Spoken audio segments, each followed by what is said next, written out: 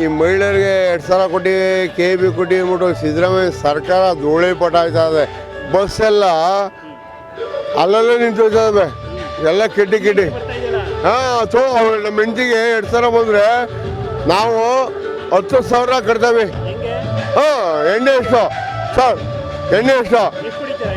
ನಾವು daily 4 quarter ಕೊಡ್ತೀನಿ. ಎಷ್ಟು? 4 ಕ್ವಾರ್ಟರ್ಗೆ ಈ ಸಿದ್ದರಾಮಯ್ಯ ಸರ್ಕಾರದಲ್ಲಿ ಆ ದುಡ್ಡು ಇವೇನ್ರಿ ಒಳ್ಳೆ ಕಾರ್ಯಕ್ಕೆ ಮಾಡೋದಿರ ರೋಡು, ಡ್ರೈನು, ಉದ್ಧಾರ ಮಾಡಿದರೆ ಸ್ಕೂಲು, ಕಾಂಪೌಂಡು ಉದ್ಧಾರ ಮಾಡಿದ್ರೆ ಒಂಥರ. ಇವ್ರು ಮಾಡ್ತಾ ಇರೋದು ಭಾರಿ ಸರ್. ನಾನು ಹೇಳ್ತೀನಿ ಕೇಳಿ,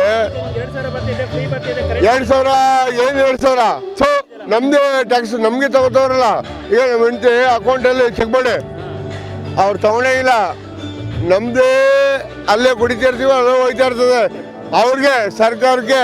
ಅಲೋ, ನಾನೊಬ್ಬ ಅಧ್ಯಕ್ಷರಾಗಿ ಹೇಳ್ತಾ ಇರೋದು, ದಯಮಾಡಿ ಕಾಂಗ್ರೆಸ್ ಸರ್ಕಾರ ಧೂಳಿಪಟ ಆಗಬೇಕು.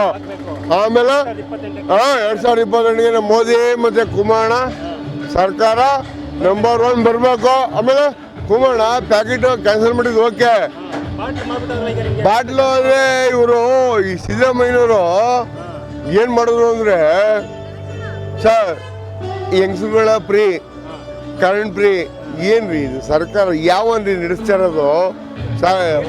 ಈ ಊಟ ಮಕ್ಕಳಿಗೂ ಸಾಲ ಮಾಡ್ಬಿಟ್ಟು ಯಾರ್ರಿ ಸರ್ಕಾರ, ಯಾರ್ರಿ ಇದು? ದಯಮಾಡಿ ನಿಲ್ಲಿಸ್ಬೇಕು. ನೆಕ್ಸ್ಟ್ ನಮ್ಮ ಸಮ್ಮಿಶ್ರ ಸರ್ಕಾರ ಕುಮಾರಣ್ಣ ಮುಖ್ಯಮಂತ್ರಿ ಆಗಬೇಕು. ಓಕೆ, ಕುಮಾರಣ್ಣ ಮುಖ್ಯಮಂತ್ರಿ ಆಗಬೇಕು. ಗ್ರಾಮ ಪಂಚಾಯತಿ ಮಾಜಿ ಸದಸ್ಯರು, PSSN ಮಾಜಿ ಅಧ್ಯಕ್ಷರು, ಚಾರಣ ತಾಲೂಕು JDS ಅಧ್ಯಕ್ಷರು,